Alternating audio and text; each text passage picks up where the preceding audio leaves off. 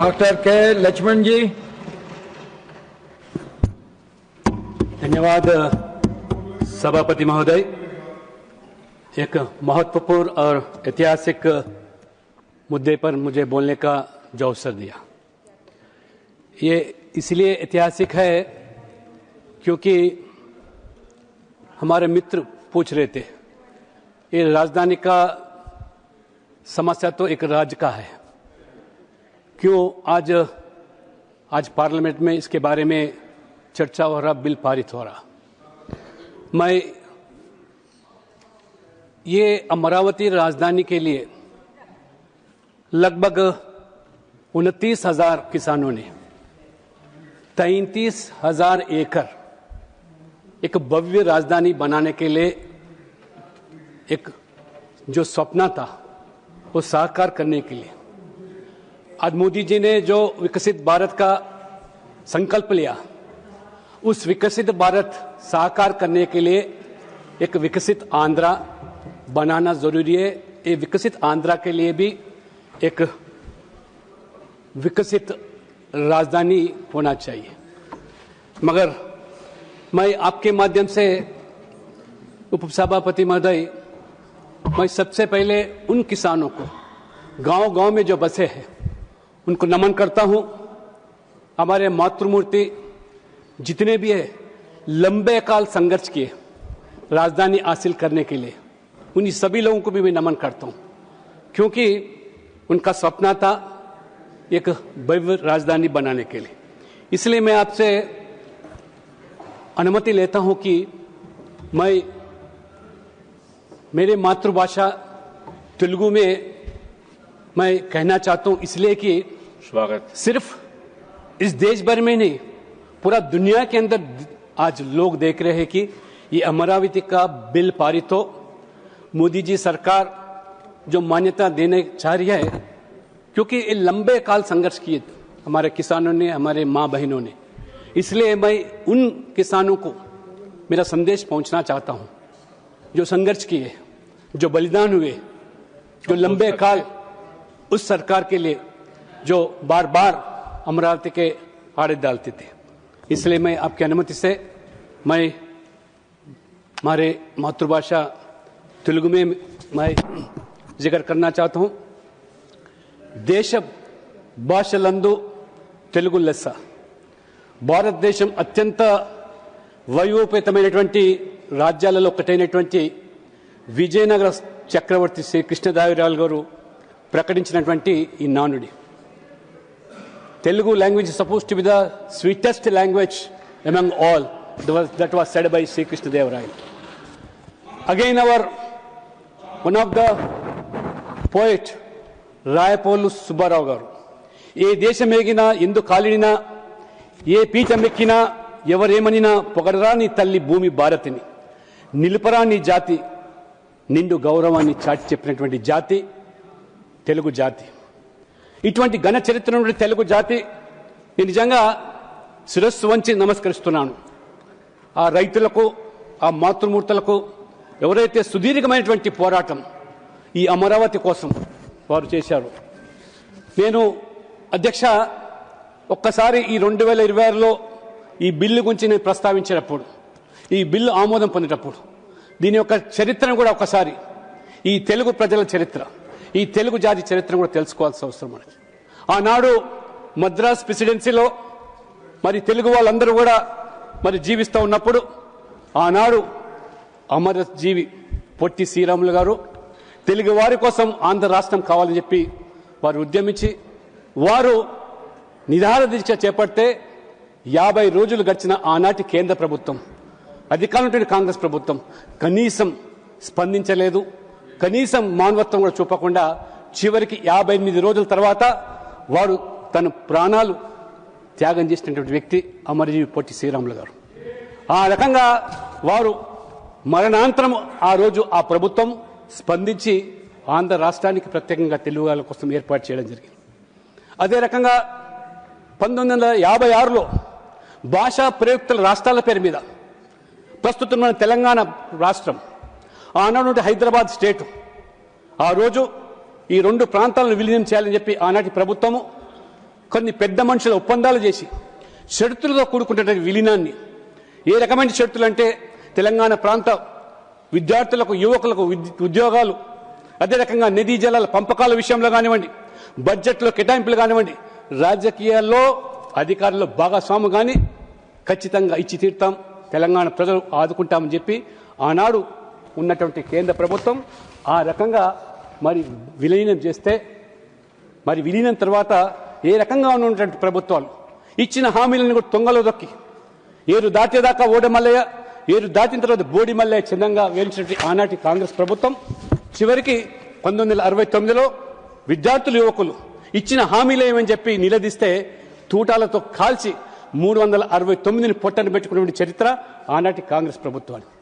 ఈ రకంగా ఈ చరిత్ర 78 నుంచి 82 వరకు ఆ రోజు ఆనాటి కాంగ్రెస్ ప్రభుత్వం ఆంధ్రప్రదేశ్ నుండి ముఖ్యమంత్రులను మన చొక్కాలు మార్చినట్టుగా సంవత్సరానికి ఒక మారుస్తూ ఉంటే 4 సంవత్సరాలు 4 ముఖ్యమంత్రులను ఆ రకంగా తెలుగు మరి ప్రజలను అవమానపరిచే విధంగా, తెలుగు జాతిని కించపరిచే విధంగా ఆ రోజు ఆ రణాల కూలిగా ఉన్నటువంటి ఆనాడు స్వర్గీయ అంజయ్య గారు ముఖ్యమంత్రి అయితే ఆ రోజు కాంగ్రెస్ పార్టీ జాతీయ జనరల్ సెక్రటరీ బేగంపేట ఎయిర్పోర్ట్లో అవమానపరిస్తే మొత్తం తెలంగాణ జాతి, తెలంగాణ సమాజం కూడా ఆ రకంగా స్పందించి తెలుగు ఆత్మగౌరవంతో ఈరోజు ఢిల్లీ పెద్దలు ఈ రకంగా వివరించడం భావ్యం కాదని చెప్పి ఆ రోజు ఇదే తెలుగు ఆత్మగౌరవాన్ని తీసుకొని మరి ఆ రోజు విశ్వవిఖ్యాతిగాంచినటువంటి నట సార్వభౌమైనటువంటి ఎన్టీ రామారావు గారు తెలుగు ప్రజల కోసం తెలుగుదేశం పార్టీని స్థాపిస్తే ఆ రోజు ఏ రకంగా ఆనాటి ప్రభుత్వం కాంగ్రెస్ పార్టీ మరి మడబదిప్పినటువంటి ఎన్టీ రామారావు గారు కాంగ్రెస్తో మరి ఆ రకంగా తెలుగు జాతిని, తెలుగు ప్రజలు అవమానపరిచిన దానికి మరి పార్టీ ప్రాంతీయ పార్టీ అయినప్పుడు కూడా దేశ ప్రయోజనాల కోసం పాటినటువంటి పార్టీ ఎన్టీ రామారావు గారు. ఆ రకంగా మరి ఎన్టీ రామారావు గారు ఈ యొక్క కాంగ్రెస్ పార్టీ విధానాల పట్ల నిరంతరం పోరు సల్పి ఏ రకంగా దేశవ్యాప్తంగా కూడా మరి ఆ రకంగా కాంగ్రెస్ ఇతర పార్టీలన్నీ కూడా గొడుగు కింద తీసుకొచ్చి ఈ కాంగ్రెస్ కేంద్ర పెత్తనం చెల్లదని చెప్పి జాతీయ స్థాయిలో మరి రాజకీయాలు నేర్పినటువంటి మహానుభావుడు ఎన్టీ రామారావు. ఎన్టీ రామారావు గారు రాజకీయాల్లో ఒక కొత్త నిర్వచనం, సామాజిక నియమం, అట్టడుగు వర్గాలు, బలహీన వర్గాలు, బడుగు వర్గాలు, దళితులు, ఎస్సీ, ఎస్టీ, బీసీలకు సముచితమైన స్థానాన్ని రాజకీయాల్లో కల్పించి ఏ రకంగా ఈ గ్రామీణ ప్రాంతాల్లో కుల వృత్తుల మీద నివసించేటువంటి పేద వర్గాలు నేత, గీత, మత్స, కమ్మరి, కుమ్మరి, వడ్రంగి, చాకలి, నాయి, బోయ, మంగలి ఈ వర్గాలన్నిటి కూడా ఎన్టీ రామారావు గారు సామాజిక న్యాయం అంటే ఈ పేద వర్గాలకు న్యాయం చేసినాడే ఇది సామాజిక న్యాయం అని చెప్పి భావించి ఆ రకంగా రాజకీయాల్లో ఇంతకుముందు మన సోదరులు రామ్మోహన్ రెడ్డి గారు చెప్పినట్టుగా అనేక మందిని ఎర్రంనాయుడు కానివ్వండి, దేవేందర్ గౌడ్ కానివ్వండి, అటువంటి బీసీలో ఉన్నటువంటి అట్టడుగు వర్గాలను రాజకీయాల్లో తీసుకొచ్చి ఆ జాతీయ స్థాయిలో ఎదిగేదానికి అవకాశం కల్పించినటువంటి మహానుభావుడు ఎన్టీ రామారావు. ఆ తర్వాత మరి తెలుగుదేశం పార్టీ ఆంధ్రప్రదేశ్లో 95లో చంద్రబాబు గారి నాయకత్వంలో అధికారులకు వచ్చినప్పుడు వారు ఒక విజనరీ లీడర్గా, ఒక దూరదృష్టితో ఉన్నటువంటి నాయకుడిగా చంద్రబాబు నాయుడు గారు ఆ రోజు ఆంధ్రప్రదేశ్లో ఏ రకంగా హైదరాబాద్ను అభివృద్ధికి పాటుపడ్డాడు. 99లో నేను మొదటిసారిగా ఎమ్మెల్యేగా అయినప్పుడు వారు ముఖ్యమంత్రి చంద్రబాబు నాయుడు గారు వారితో కలిసి పనిచేసే అవకాశం వచ్చింది. ఆనాడు హైదరాబాద్ను సైబరాబాద్గా ఒక గొప్ప హైటెక్ సిటీగా నిర్మించి ఏ రకంగా ప్రపంచానికి హైదరాబాద్ను ఇవాళ ఐటీ హబ్గా మార్చే దాంట్లో చంద్రబాబు నాయుడు పాత్ర అది ఎన్నలేని కూడా మరవలేని విషయాన్ని కూడా ఈ సందర్భంగా తెలియజేస్తున్నాం. ఆ తర్వాత తెలంగాణ మలిదశ ఉద్యమం 2001 వచ్చినప్పుడు ఏ రకంగా 1200 మంది తెలంగాణ రాష్ట్ర సాధన కోసం బలి అయితే కానీ, ప్రాణాలు అర్పిస్తే కానీ ఆనాడు ఉన్నటువంటి కాంగ్రెస్ వారు స్పందించలేదు. కనికరం లేకుండా ఆ రకంగా వ్యవహరించారో మొత్తం ఆ రోజు సమాజం, తెలుగు ప్రజలు గమనించారు. భారతీయ జనతా పార్టీ చాలా స్పష్టంగా 2 రాష్ట్రాలుగా విడిపోదాం, అన్నదమ్ములుగా కలిసి ఉందామనే ఆలోచనతో చిన్న రాష్ట్రాలు పరిపాలన సౌలభ్యం కోసం అని చెప్పి చిన్న రాష్ట్రాల కోసం ఉద్యమించి సాధించుకున్నాడు తెలంగాణ.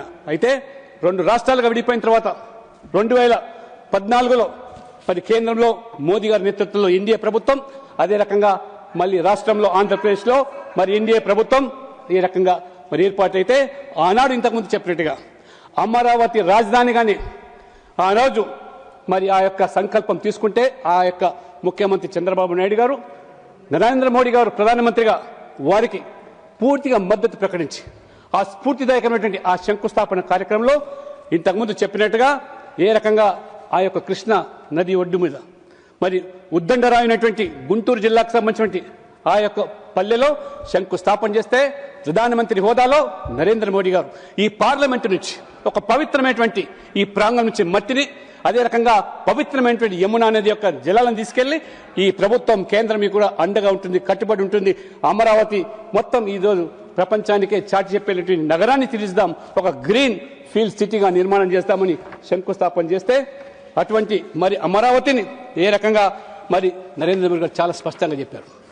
2 తెలుగు రాష్ట్రాలు, అది తెలంగాణ అయినా ఇది ఆంధ్రప్రదేశ్ అయినా, ఈ 2 రాష్ట్రాల ఆత్మ ఒకటే, అది తెలుగు భాష మాత్రమే అని చెప్పి ఘనంగా చెప్పినటువంటి నరేంద్ర మోడీ గారు. కాబట్టి మనం ఈ 2 రాష్ట్రాల అభివృద్ధి కోసం కేంద్రం కట్టుబడి ఉంది, ఎన్డీఏ కట్టుబడి ఉందని చెప్పితే ఆ రోజు మరి పిల్ల కాంగ్రెస్ అయినటువంటి ఏ రకంగా పిల్ల చేష్టలతో అమరావతి కాదు, ఈ రాష్ట్రానికి 3 రాజధానులు కావాలని చెప్పి 3 ముక్కల ఆటలు ఆడించి ఏ రకంగా నవ్వుల పాలు చేశారు. మొత్తం ప్రపంచమంతా కూడా వివరిపోయింది. ఏ రైతులైతే వారు త్యాగం చేసి వాళ్ళ భూములు అప్పగించారో వాళ్ళ భాషలన్నీ కూడా అడియాసలు అయిపోయినాయి. పెట్టుబడులు రాకుండా ఏ రకంగా అడ్డుకున్నారో ఈ పిల్ల కాంగ్రెస్ యొక్క పిల్ల చేష్టల వల్ల ప్రజలు గమనించారు.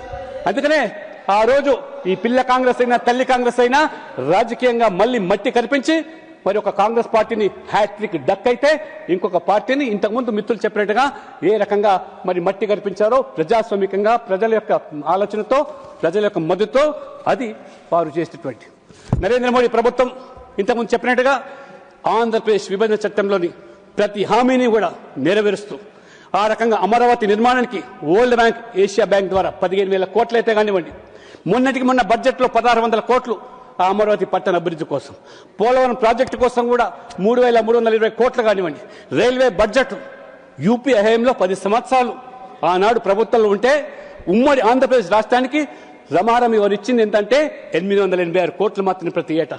కానీ అదే నరేంద్ర మోడీ గారి ప్రభుత్వం 2 రాష్ట్రాలు విడిపోయిన తర్వాత ఏకంగా ఆంధ్రప్రదేశ్కి మాత్రమే 10,314 కోట్లు రైల్వేల అభివృద్ధి కోసం ఇవ్వడమే కాకుండా ఏ రకంగా ఆ ప్రజల డిమాండ్కి అనుగుణంగా రైల్వే వైజాగ్లో ఒక జోన్ ఏర్పాటు చేసి ఇవాళ ప్రజల యొక్క ఆశలను ఇవాళ ఏ రకంగా నెరవేర్చిందో. ఇవాళ వైజాగ్లో గూగుల్ ఆర్టిఫిషియల్ ఇంటెలిజెన్స్ హబ్ కానివ్వండి, లేదా ఇవాళ హడ్కో ద్వారా 11,000 కోట్ల రూపాయల నిధులు కానివ్వండి, ఈ రకంగా మరి విభజన హామీలన్నీ కూడా నెరవేరుస్తూ ఈరోజు ఆంధ్రప్రదేశ్ అభివృద్ధి పదంలో ఈరోజు నరేంద్ర మోడీ గారు, చంద్రబాబు నాయుడు గారు ఏ రకంగా వాళ్ళకు వేవ్ లెంగ్త్తో కలిసి ఈ రాష్ట్రాన్ని ఈ వికసిత భారత్ను సంకల్పం చేయడానికి వాళ్ళు సహకారం చేయడానికి ముందుకు పోతా ఉన్న సందర్భంలో 2019లో మళ్ళీ ఈ పిల్ల కాంగ్రెస్ అధికారులకు రావడము, ఏ రకంగా మళ్ళీ ఆ రోజు మళ్ళీ 3 రాజధానులని చెప్పి ఆ రకంగా గందరగోళం సృష్టించడం, ఆ దేశానికి మళ్ళీ మాట్లాడుతూ ఉంటారు నాయకుడు.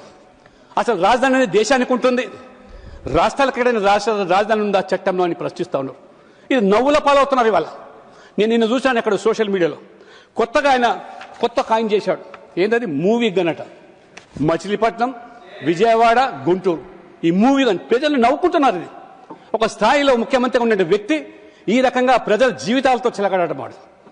ఏ రకంగా ఆ రోజు మరి మాతృమూర్తులు ఆడపడుచులు ఏ రకంగా ఈ అమరావతి కోసం పాటుపడితే అటువంటి మరి చంద్రబాబు నాయుడు గారు ఆ ఆహార నిశలు రాష్ట్రం కోసం పనిచేస్తూ ఉంటే 70 సంవత్సరాల వయసులో ఆ రోజు కక్ష సాంపుల్ చర్యల్లో భాగంగా అరెస్ట్ చేసి జైలుకి పంపించి ఒక పైశాచిక ఆనందం పొందినటువంటి పిల్ల కాంగ్రెస్ పార్టీ నాయకులు ఆ రోజు I was one of the first person among the people who condemned the arrest of Tara Chandrababu and put him to jail for 50 more than 50 days.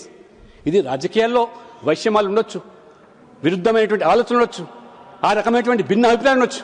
అంత మాత్రాన ఆ రకంగా అక్రమ కేసులు పెట్టి జైలు పంపిస్తే ఏ రకంగా ఆ రోజు ఇదే పవన్ కళ్యాణ్ గారు, చంద్రబాబు నాయుడు గారు, మోదీ గారు ఒక కూటమిగా ఏర్పడి ఇటువంటి పార్టీలకు ఈ రాజకీయాల్లో స్థానం ఉండడానికి లేని చెప్పి ప్రజలను ఏకం చేసి ఆ రకంగా మరి ఆ యొక్క జరిగినటువంటి ఎన్నికల్లో ఏ రకంగా కూటమి విజయ డంకా మోగించిందో, విజయాన్ని సాధించిందో ఇవాళ ప్రజలు గమనిస్తాను. కాబట్టి ఈ రాష్ట్రంలో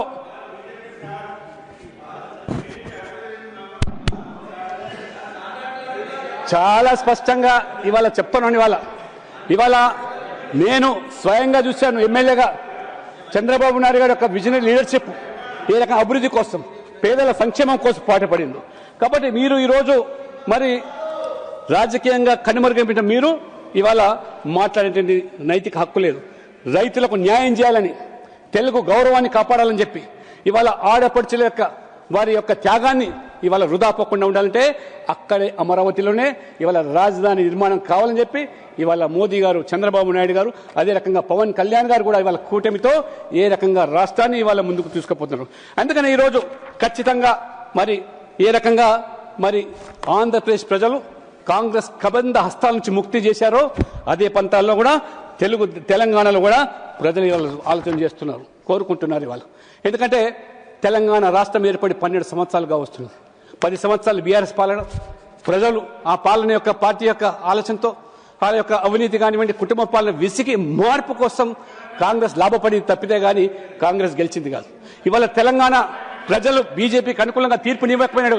మోదీ గారు కేవలం ఎన్నికల్లో మాత్రమే రాజకీయం, ఎన్నికల తర్వాత ఒక టీం ఇండియాగా పనిచేయాలనే ఆలోచనతో ఇవాళ 10 సంవత్సరాల్లో మూతబడ్డ రామకొండ నిర్వాళ్ళ కర్మాగారం తెరుపు కానివ్వండి, హన్మకొండలో వేగన్ ఫ్యాక్టరీ కానివ్వండి, ఇవాళ రైల్వేలో ఇవాళ ఉమ్మడి రాష్ట్రంలో కోటిస్తే ఇవాళ తెలంగాణలో రైల్వే కోసమే 7,000 కోట్ల రూపాయలు, జాతీయ రహదారులకు ఇవాళ 1,80,000 కోట్లు.